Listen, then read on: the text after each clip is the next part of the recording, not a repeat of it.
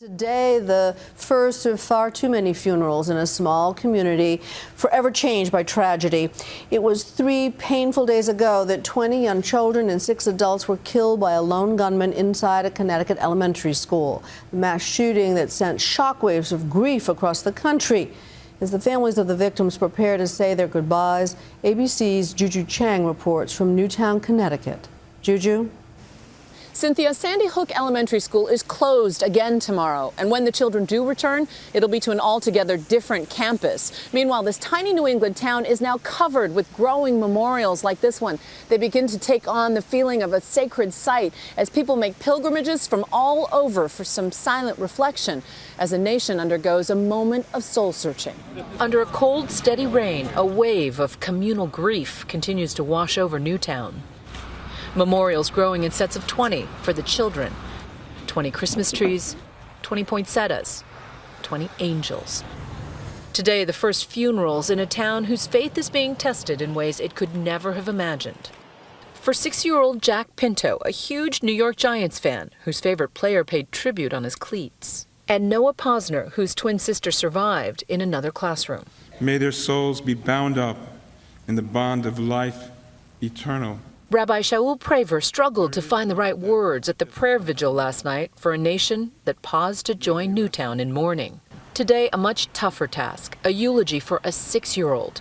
As a woman collapsed outside in grief, the rabbi inside tried to find words to comfort Noah's grieving mother. I whispered to her, and I looked at her without flinching, and I said, you know, I personally believe in the eternity of the soul. And did Noah's family respond to that? Yes, that was helpful to her. At the end, she released blue and white balloons into the sky until we couldn't see them anymore.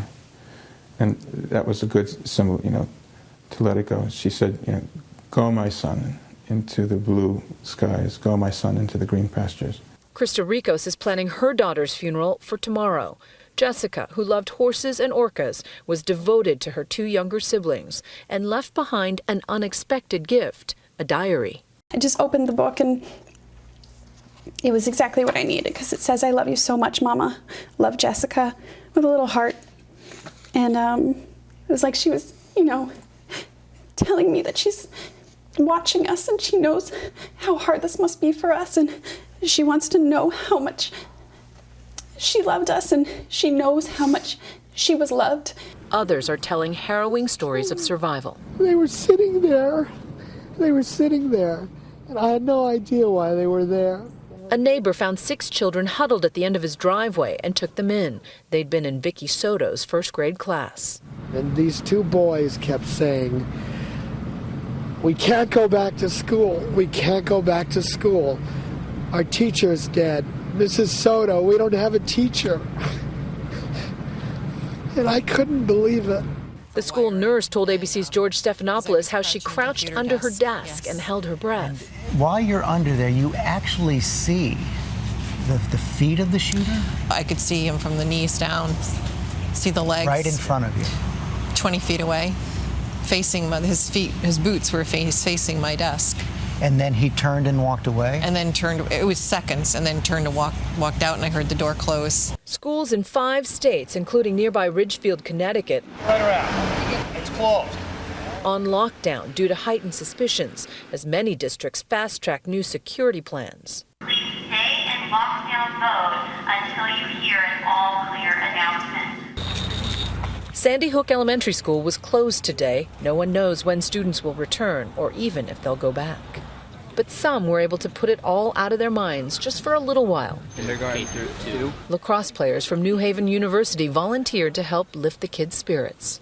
Just brightening up their day kind of makes them forget about it for, 3-4 hours. That 3-4 hours they were playing, having fun, tackling me, just being kids. A chance for the kids to enjoy the kindness of strangers after witnessing the worst of humanity. Once we all started playing and the kids, you could see they lit up, And they wanted to play. They wanted to play, and it was nice to see a smile on their face. There's hope that, the soul lives on. And for Rabbi Praver, the tough task of explaining to the faithful where the evil that struck last Friday comes from. I don't believe that God did this.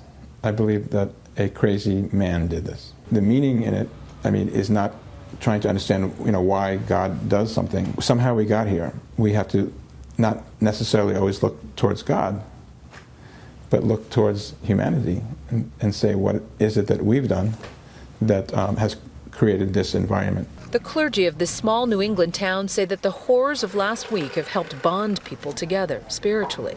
Rabbi Praver's words for all of us are the same he delivered today at Noah's funeral. You don't live your life taking anything for granted. You hug your children more. You become ever present to the fragility of life, and you live life fuller. For Nightline, I'm Juju Chang in Newtown, Connecticut.